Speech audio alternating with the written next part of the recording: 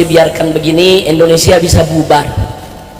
Bisa bubar, saudara. Besok Aceh bisa negara sendiri, Sumatera Barat bisa negara sendiri, saudara, Kalimantan bisa negara sendiri, Sulawesi bisa negara sendiri, Papua bisa negara sendiri. Bagaimana tidak kalau korupsi dibiarkan? Dikit-dikit yang dipikirin bagaimana mengambil pajak, dikit-dikit yang dipikirin negara untuk mengambil pajak. Saudara, dalam ilmu sosial politik yang pernah disampaikan oleh Ibn Khaldun rahimahullah, seorang filosofi besar dalam bidang sosial politik, saudara, kalau negara sudah bergantung kepada pajak, saudara, itu tanda atau indikasi kuat kalau negara itu sedang bangkrut. Jadi negara kita ini sedang bangkrut. Nah, pejabat jangan marah kalau dibilang bangkrut. Fakta, kalau nggak bangkrut kenapa ngambil pajak?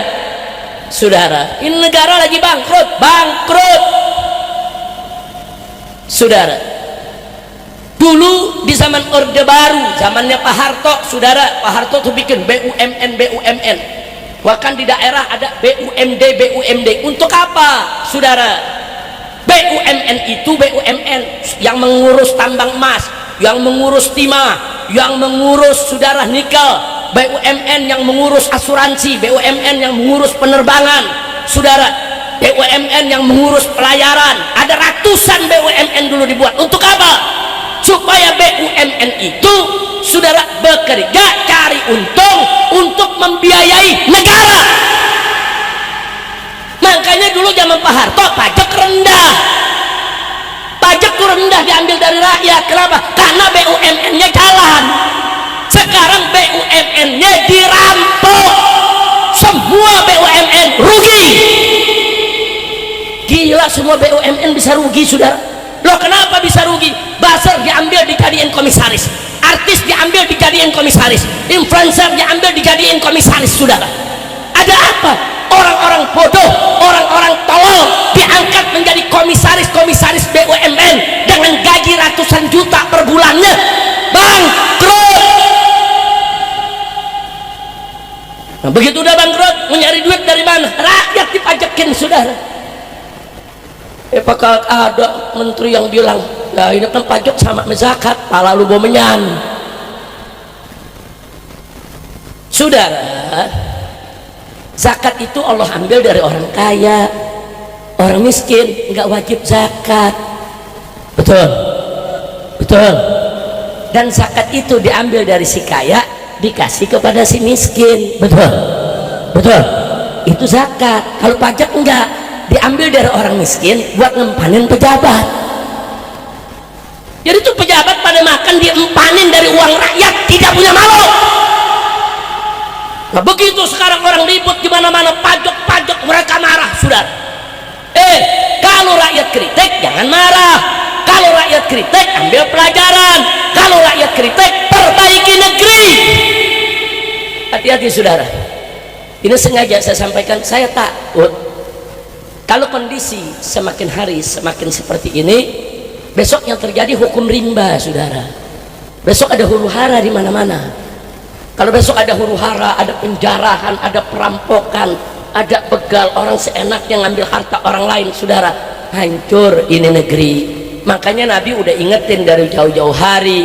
Apa kata Nabi? Idza wusidal amru ila ghairi ahli mantadri sa'ah. Kata Nabi, kalau suatu urusan diserahkan kepada yang bukan ahlinya, ya tunggu aja kehancuran. Nah, sekarang komisaris BUMN, saudara, diserahkan orang-orang yang gak jelas, dikasih influencer, dikasih buzzer, saudara. Nah, bagaimana orang-orang model yang selama ini menghina ulama, menghina agama, menghina Islam, bahkan ada koruptor diangkat lagi jadi komisaris. Apa ini negeri, saudara? Nah, jadi sekali lagi, kondisi negara kita ala khatarin azim. Ini negara sedang dalam bahaya yang sangat besar, very danger, saudara. Nah, karena itu yuk, jawaban untuk ini semua, pertama, kita lebih mendekatkan diri kepada Allah agar Allah subhanahu wa ta'ala menolong kita semua. Yang kedua, kita mesti lebih merapatkan ukhuwah di antara kita, saudara. Jangan tinggalkan ibadah, pererat ukhuwah kita. Sebab kalau kita nggak mendekatkan diri kepada Allah, maaf, kalau besok terjadi kebangkrutan negara ini, saudara, maka Indonesia ini bisa terjadi huru hara. Nanti manusia di mana-mana perilakunya seperti binatang. rampas sana, rampas sini, bunuh sana, bunuh sini, saudara. Dan itu tidak akan bisa lagi dikendalikan, tidak bisa dikendalikan oleh tentara, oleh polisi atau siapapun, saudara. Nah, maka itu agar hal itu tidak terjadi, pertama, tingkatkan iman takwa kita kepada Allah Subhanahu wa taala. Yang kedua, tingkatkan persaudaraan kita semua, saudara, supaya kita kompak. Kalau terjadi hal-hal darurat, kita bisa jaga, saling menjaga satu sama lainnya. Jaga kampung-kampung kita, jaga rumah-rumah kita, jaga masjid-masjid kita, jaga pasar-pasar kita, agar kita tidak mudah terprovokasi oleh siapapun. Dan kepada pemerintah kita minta segera lakukan perubahan. Saya udah capek memberikan nasihat. Kalau saya katakan bosan nggak boleh, jerah nggak boleh, saudara. Kita dalam dakwah ini walaupun secapek apapun nggak boleh kita kapok, jerah, saudara. Kami sudah sampaikan nasihat kepada pemerintah, sudah kita sampaikan, saudara, di mimbar-mimbar, lewat orang-orang yang dekat di sekitar presiden, lewat orang-orang yang duduk di DPR, saudara, lewat menteri-menteri yang ada di kabinet. Kita sudah sampaikan kepada mereka, kalau negara ini mau makmur, adil, sejahtera, singkirkan pejabat-pejabat korup, pejabat-pejabat jahat, pejabat-pejabat brengsek. Nggak boleh lagi ada di jajaran pemerintah kita, saudara. Nggak boleh. Orang udah ketahuan brengsek masih diangkat jadi menteri. Orang udah ketahuan terlibat judi online masih dipertahankan jadi menteri. Orang yang sudah ketahuan terlibat korupsi masih dipertahankan jadi menteri. Orang yang ketahuan terlibat pelanggaran HAM seperti pembunuhan di KM 50 masih diangkat menjadi menteri. Bagaimana mau berkah ini negara? Inna lillahi wa inna ilaihi raji'un, saudara. Nah, maka itu, saudara, di malam peringatan manusia yang serba sempurna, paripurna, yaitu Nabi Yuna Muhammad sallallahu alaihi wasallam, kita mohon kepada Allah dengan tawassul, yaitu tawassul melalui kesempurnaan nabinya, saudara, kesempurnaan akhlaknya, karakternya, kehidupannya, perilakunya, agar Allah menyelamatkan kita punya negeri ini. Amin, amin ya rabbal alamin. Ini negara kita saya udah nggak bisa ngomong lagi, udah ya kawan. Nasihat demi nasihat udah kita sampaikan, tinggal kita lihat aja. Ini negara tinggal nunggu kehancuran kalau tidak ada segera perubahan dan perbaikan. Jangan sekali-kali rakyat terus ditekan dengan pajak, ditekan dengan pajak, ditekan dengan pajak. Besok akan ada saatnya rakyat akan tumpah ruah ke jalan untuk menolak itu. Belajar dari peristiwa di Pati, belajar dari peristiwa di Pati. Pajak naik 250%, rakyat turun besar-besaran, saudara. Begitu turun baru dia normalkan lagi itu pajak. Nah, ini kenaikan pajak bukan di Pati aja, hampir di semua daerah, saudara. Nah, itu bukan hanya PBB yang naik, pajak-pajak yang lain juga ikut naik. Ada urusan apa? Kok menteri yang bisa mikirnya pajak dipertahankan terus? Katanya ini ahli Bank Dunia, ini ahli moneter, ini ahli IMF, ini ahli PBB. Kalau cuma malakin preman juga bisa. Betul, betul, saudara. Menteri itu bukan tukang pala. Kalau preman tukang pala, menteri jangan jadi tukang pala. Kerjaannya rakyat dikit-dikit pajak, dikit-dikit pajak, dikit-dikit pajak. Maka itu saya ajak umat, saudara, kalau anda dipajaki apapun anda tidak mampu bayar, nggak usah bayar. Lawan itu, saudara, pajak-pajak yang zalim. Ada urusan apa rakyat yang miskin diwajibkan pajak di luar daripada kemampuannya? Jangan bayar. Kira-kira berani gak? Berani tolak pajak yang yaitu yang mencekik? Berani tidak? Berani tidak? Takbir. Maka itu semua gerakan-gerakan anti kenaikan pajak saya dukung di seluruh Indonesia, saya dukung, saudara. Bukan, itu bukan mengada-ngada, bukan, saudara. Jadi kadang-kadang saya kalau begini, saudara, jadi ingat dulu, saudara, anda tahulah saya dulu bagaimana berseberangannya dengan Gus Dur, saudara, dalam urusan-urusan pemikiran liberalnya. Tapi dalam urusan politik Gus Dur banyak benernya, saudara. Dulu Gus Dur bilang apa? DPR MPR itu kan kayak taman kanak-kanak, bubarin aja itu. Emang betul kenyataannya sekarang DPR MPR kayak taman kanak-kanak. Saya mau tanya, kalau DPR MPR kayak taman kanak-kanak, pertahankan atau bubarkan? Pertahankan atau bubarkan? Betul. Gus Dur pernah ditanya sama wartawan, Gus, bagaimana nih Kalau DPR udah nggak bener, ya sudah, kalau udah banyak tikusnya bakar aja. Wartawan tanya, bos, masa rumah banyak tikus, bukan tikusnya aja yang diusir, masa rumahnya dibakar? Ya habis bagaimana kalau gedungnya isinya udah semua tikus? Ya, jujur aja, ngelihat dari soal ini, Gus Dur benar tidak? Benar tidak? Benar sudah. Fakta, bahkan Gus Dur pernah bicara, jangan percaya itu densus-densusan, itu sandiwara, itu sinetron itu, pura-pura tuh ada teroris, sebetulnya cuma mau cairkan bantuan aja. Seorang Gus Dur berani mengatakan begitu, sudah. Fakta memang terjadi dan kita alami. Jadi mereka banyak main sinetron, bersandiwara, main drama. Ini ngatur negara. Ini bukan panggung sandiwara. Ini negara yang rakyatnya ada 275 juta. Ini negara, atur yang betul. Mengatur negara, saudara, bukan dengan ucapan, bukan hanya dengan kata-kata, bukan dengan retorika. Atur negara dengan kebijakan-kebijakan yang melindungi rakyat, yang membela rakyat, yang mensejahterakan rakyat, dan yang menyelamatkan negara Republik Indonesia. Betul? Takbir. Shallu ala Nabi. Saya pikir cukup itu saja yang saya mau sampaikan, saudara. Saya hanya ingin menyampaikan, hati-hati, jaga diri, rapatkan barisan, perkuat persatuan, saudara. Pertahanan keamanan rakyat semesta yang disebut Hankam Rata itu kita mesti mulai lagi di kampung-kampung kita. Jangan sampai terlambat, begitu ada chaos, begitu ada huru hara, nanti orang yang nggak salah jadi korban, saudara. Jadi kampung masing, jaga kampung masing-masing, jaga rumah masing-masing, saudara, jaga. Itu yang nggak bisa mengharapkan aparat yang jaga kita. Jangan mengharapkan aparat, saudara. Kadang-kadang kita hilang kambing, lapor aparat, bayarnya pakai kebo. Bukan mungkin ketemu, mungkin rugi. Betul? Betul? Nah, ini fakta, saudara. Nah, makanya saya sudah katakan berkali-kali, kalau polisi mau benar, Kapolrinya ganti, saudara. Banyak orang menghina agama, menghina ulama, saudara, menghina habaib. Kita laporkan ke Mabes Polri, nggak diproses. Ini Kapolri macam apa, saudara? Di Jawa Tengah, saudara, ada gerombolan yang selalu kerjaannya membubarkan pengajian. Terang-terangan mereka bergerombol pakai senjata, bubarin pengajian di mana-mana, nggak ditangkap.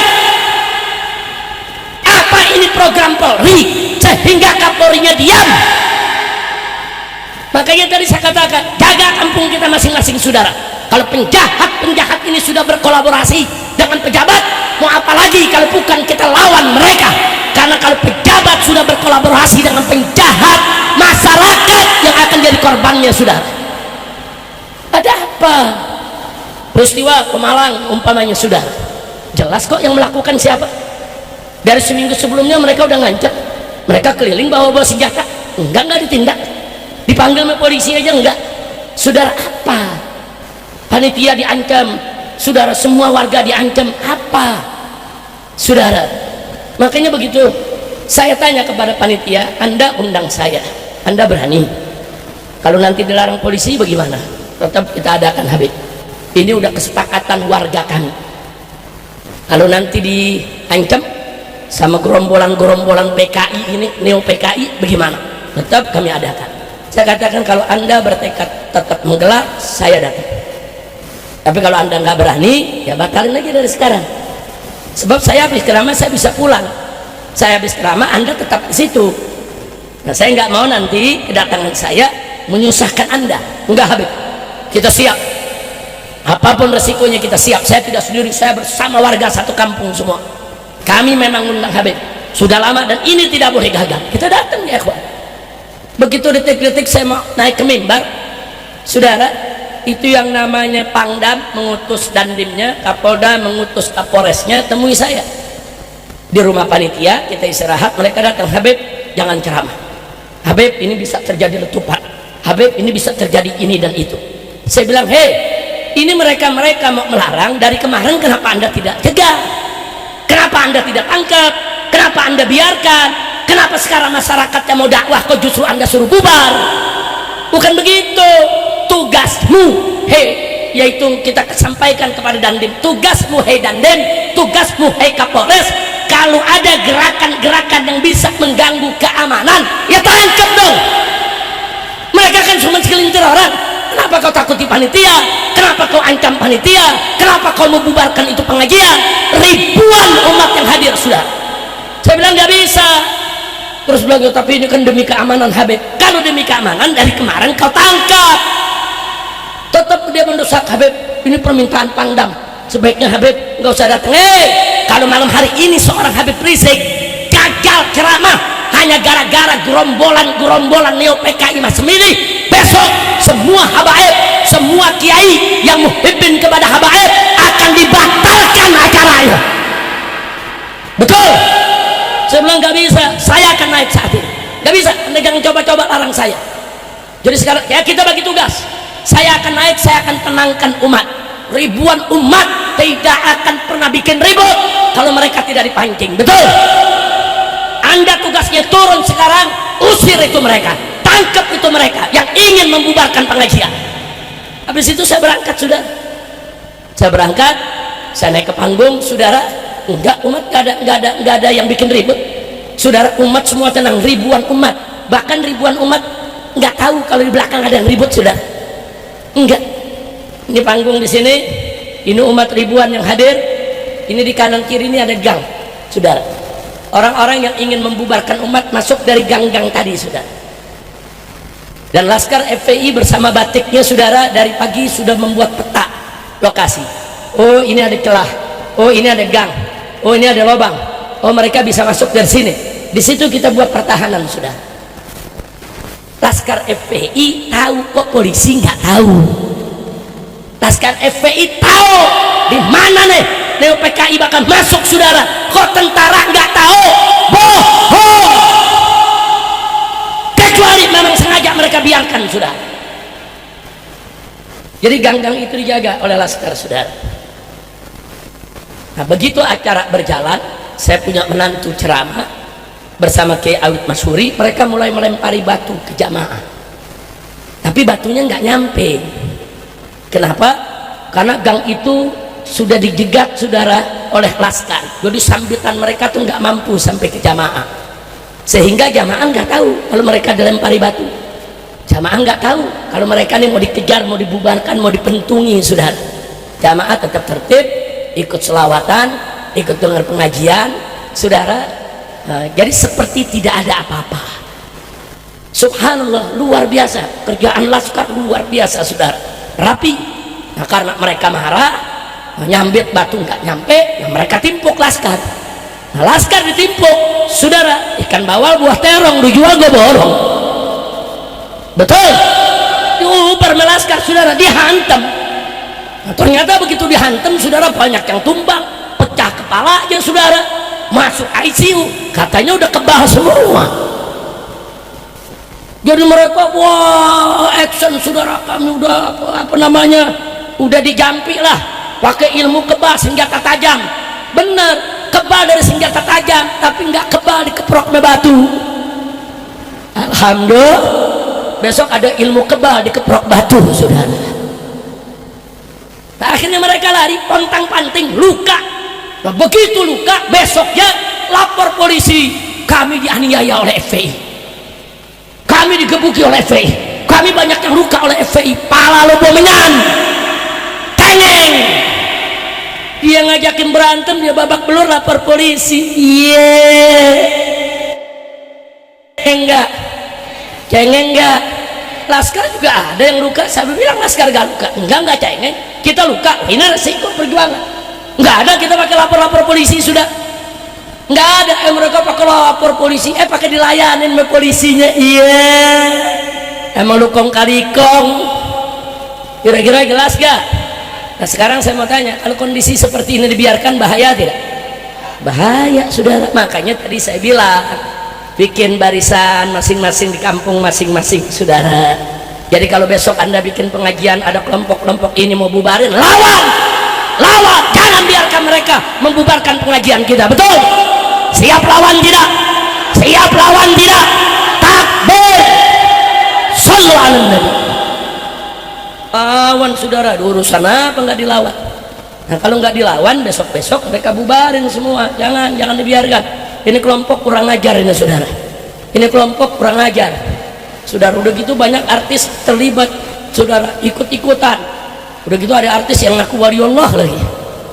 Dari mana lu wali Allah? Astagfirullahaladzim. Mudah-mudahan Allah menyatukan kita semua.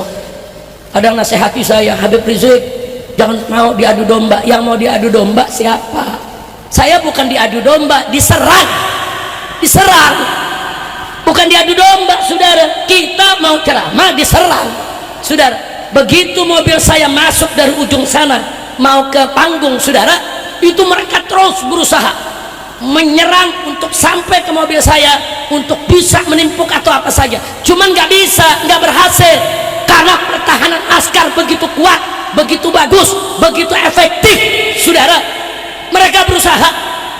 Kalau sampai jebol, saudara, kemudian mereka pentung itu masyarakat, bubar itu pengajian. Banyak anak-anak, banyak perempuan, ada nenek-nenek, ada kakek-kakek. Kita bayangkan kalau terjadi kepanikan, berapa banyak yang akan jadi korban. Polisi tahu, tentara tahu, kenapa kalian diam? Jangan, saya sudah sampaikan ke Pak Dandimnya, Kapolresnya, apa ya, 40 tahun saya ceramah, saya keliling Indonesia kemana tempat, dalam sampai luar negeri, nggak pernah tuh habis tablik akbar ribut, enggak pernah. Habis tablik akbar, saudara, ada foto-foto sama panitia, salaman pelukan dengan para ustadznya, jamaahnya makan kebuli yang disediakan, saudara. Kadang-kadang ada hidangan, enggak, kita nggak pernah ribut. 40 tahun saya ceramah nggak pernah ribut. Kenapa kali ini ribut? Ya karena diganggu. Dan gangguan ini kita punya rekamannya. Mereka membunuh saya, habisi Habib Rizik, tolok matanya Habib Rizik, bunuh Habib Rizik. Dipikir kita bakal lari. Oh enggak, saudara, enggak. Datu-datu kami, saudara, dulu berjuang di medan Allah subhanahu wa ta'ala. Dari mulai Nabi, bagaimana Nabi diracun, bagaimana Nabi, saudara, mau dibunuh, bagaimana Nabi mau diperangi. Kemudian datang Sayyidina Ali, bagaimana beliau matinya dibunuh. Datang Sayyidina Hasan, bagaimana Sayyidina Hasan diracuni. Datang Sayyidina Husain, bagaimana Sayyidina Husain sekeluarga dibantai. Jadi kalau Ahlul Bait, saudara, difitnah, dicaci maki, dimusuhi, dihina, dibunuh, diracun, dibantai, itu udah biasa, saudara. Itu tantangan di dakwah. Jangan takut-takuti kami dengan itu semua, ya ikhwah. Nah karena itu sekali lagi, tolong saya minta seluruh umat Islam dimanapun anda berada, bikin barisan-barisan di kampungnya masing-masing. Pokoknya kalau di mana saja, di Pulau Jawa ataupun di pulau lainnya, kalau ada kelompok-kelompok yang suka membubarkan pengajian atau mengganggu kiai, mengganggu habaib, atau mengganggu masjid, atau mengganggu pesantren, lawan.